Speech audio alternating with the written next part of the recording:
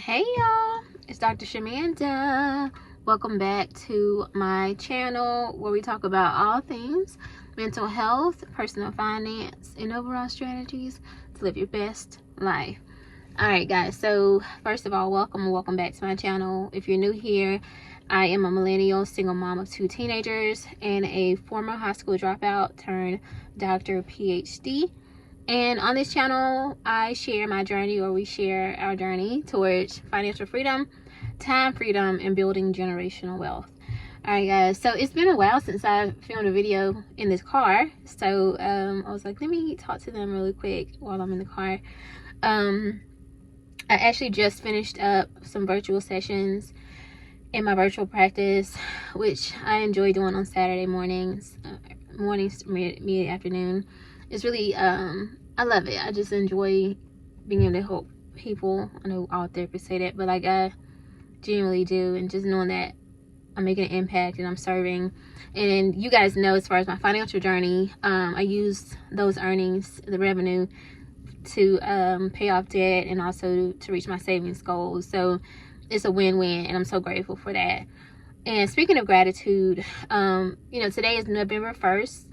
Yes, I'm super excited because my birthday's on the 4th, and so I'll be turning a year older in a few days.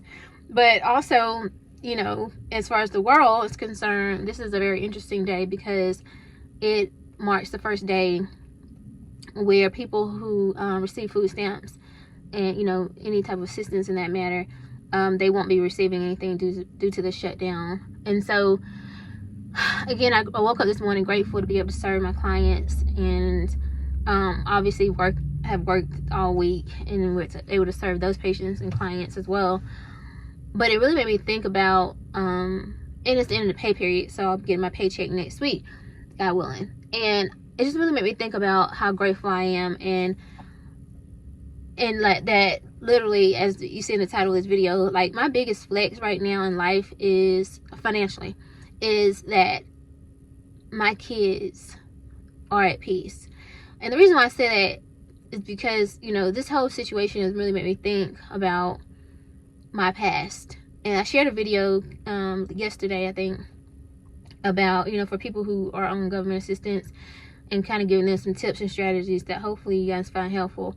But it really made me think about who I used to be in my life circumstances as a single mom and a young mom and a high school dropout and all that stuff, and how I used to pray for where I am now. I used to pray that God would allow me to get to this point in my life, and it has not been easy, y'all. Like it has taken a lot of sacrifices, a lot of learning, a lot of failure, and then picking myself up again, and a lot of favor, I would say, right? A lot of opportunities that I leaned into and didn't squander, because a lot of times we get opportunities and we don't take them, or we mess up. Sometimes we miss the mark or opportunity.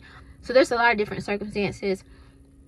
But I just look at my kids and I'm thinking, like, everything that I prayed for, like, is happening. And the number one sign that things have changed and shifted so much in my life is my kids. They've never known, and we talked about this, they've never really known that I was struggling, like, financially in my early 20s, mid-20s, to take care of them or anything like that. They didn't know that, because even in spite of the struggle, they still had a sense of normalcy.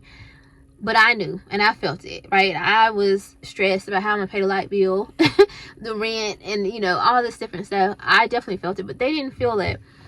But I look at them now and I'm just like, they're in such a, like, I always called them, I pick with them, I was like, y'all are just such middle class kids. Like, they have everything I wish I would have had when I was younger, right? Like, there's a sense of peace, like having a home to call their own,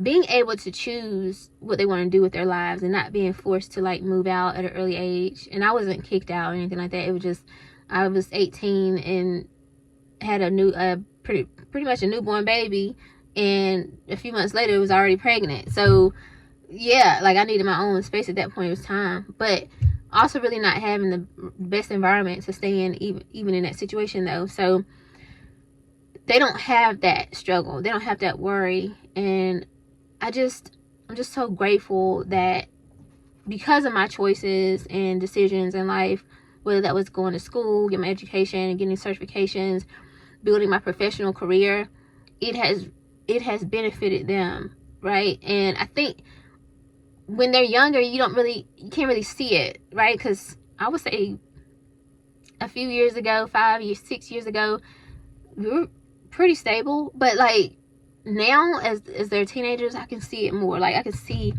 more of how my stability and my financial growth has benefited them and is still benefiting them. So I just wanted to take that moment because I remember being someone struggling, waiting for my food stamps and stuff. And now, like, my kids and I went to the grocery store yesterday and got like almost $300 worth of food, not food stamps. Try, baby, listen. Baby, I miss them. Anyway, but we got almost $300 worth of groceries, right? And I just paid for it. You know what I'm saying? And like that's their norm. Like they don't expect me to pull out a food stamp card or anything like that. Now they do. I did tell them we used to have food stamps, so it's nothing that they would ever look down on or anything like that. But they don't go to the grocery store and wonder if I'm going to have enough to pay for the food and stuff like that. Like that's what I mean by it's a flex, because I remember being a young girl and a kid and wondering if my mom was going to have enough. Again, my mom was a single mom of 3 kids, and I was very mature for my age. I knew things. I understood life. I don't know. It was just, I was always mature. So I was scared. Like, you know what I mean? I'm wondering, like, is this going to go through? Like, I very much felt that. And they don't have to think about those type of things. I'm grateful for that. And, you know, I just think about what other people flex, right? They think about cars and clothes and luxury bags and trips and stuff like that. And for me, that's not a flex. For me. Now, I'm speaking for me. I'm not asking for anybody else's opinion on whatever. That's not a flex for me. I think a flex, and my flex is that my kids, they have a home. The home that I purchased, this is theirs. This is their land. They can keep this. Because I might get married and move away or something. They can have this. They can stay in this house for as long as they want, and then we can just rent this out or whatever, and it becomes a source of income. Like, honestly. So, that's a flex, right? Having savings and investments that obviously would pass on to them, right? And like that's a flex. I didn't have that. I didn't grow up with that. Having businesses, that's there, you know what I'm saying? They can take over those things. Trust funds, life insurance policies, those are flexes. And I didn't have that growing up. And this is no diss to my family or anything, because people just don't know sometimes. But like for me, the fact that I know and I know better, it is so important that I create those things and those opportunities for my kids, and so that they don't have to start over from scratch. So that's what makes me happy. That's what puts me in a sense of peace. And again, I can't help but to recognize that and to acknowledge that in these moments when so many millions of people are going through so much right now. And I'm just so grateful, and I thank God for his favor of my life, because I could be one of them, y'all. Like literally, I was. You know what I'm saying? But he saw fit that I didn't have to stay in that situation. And life can change at any moment. Like, I'm telling y'all this right now, but anything could happen, right? But I'm just so grateful that, like, I'm very proactive. And that's why you'll see, I just told y'all I did some virtual patients this weekend. I don't have to do those things financially. I don't have to. But I'm always proactive. I'm always looking at, okay, how can I increase my income? What are additional sources of income that I can have? When I give you guys these strategies and tips, I'm not just talking to y'all. I'm telling you from a real place of you have to be proactive, because at the end of the day, I don't want my kids struggling and stressed out about money and food and insurance. You know, I don't want them stressed about those things. I don't want them to have to even think about stuff like that. They're knowledgeable of it. They know what it means. They know how important those things are. But I want them to have a childhood, essentially, right? I want them to be kids. Yes, my kids are a little bit older now. They're 17, 18. But still, they get to enjoy being 17, 18. At 18, I was a mom. Well, at 17, I was becoming a mom. I was already in the hospital in preterm labor, about to have birth within the next few months. So and before that, I read my book and watch my movie. You'll see what I'm saying. I don't really know having a childhood look like. So that's another flex. My kids get to be kids. There's no rush for them to move out or anything. Like, they can stay here forever if they want to. I don't care.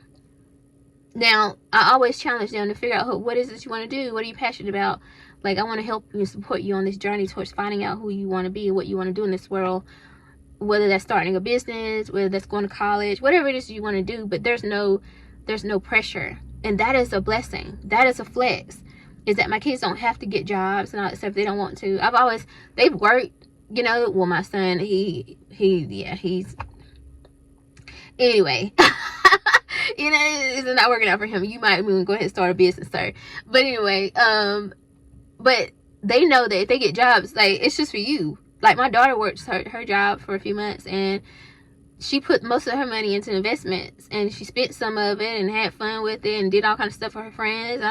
But she has literally thousands of dollars in an investment account right now, y'all, at 17. Well, it's been since she was 16, technically, at that point. So if she don't touch that, that's gonna grow. You know what I mean? Like, that's what I mean. And if they get any other jobs in the future, they get to invest their money. It's not like, oh, I gotta go use this money now to go move out and get an apartment. And, you know, like, no, you don't have to do any of those things. Like, I'm so grateful that I get to give them this foundation, and that's the flex. And so I share this because I just want to motivate you guys who are on this journey. And sometimes it can feel overwhelming, it can feel like, what am I doing this for? The economy's jacked up or whatever. Well, think about, who are you doing this for? Why are you doing this? It's not going to happen overnight. You got to stay consistent. You got to stay focused on the goal. And sometimes you're not enough. And I've worked with patients. I had to tell them this before too. Sometimes you're not enough. Because if it was up to you, you'd be like, you know what, baby, I don't care. I'm going to give all this up and I'll go sleep on somebody's couch. I don't care.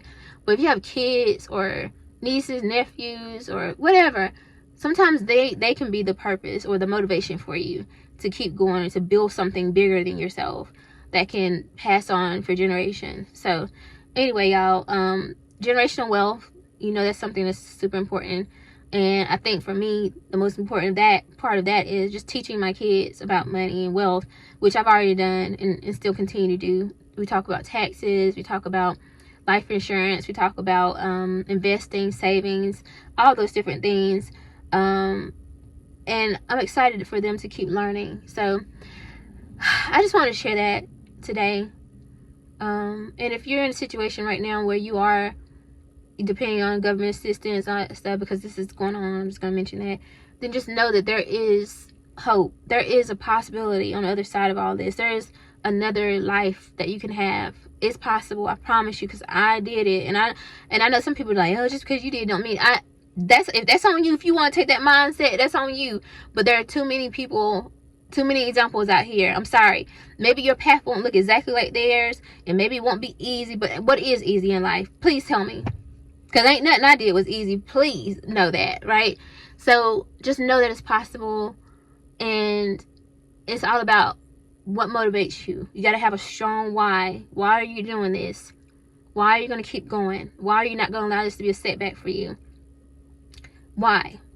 Once you figure that out, when it gets challenging and overwhelming and too hard, feels like it's too hard, remember that why. Remember that, you know, what you're working toward, because it's possible. So anyway, I wanted to share that with you guys. And if you like this video, like, comment, subscribe, share, and I'll see you in the next one. All right, bye.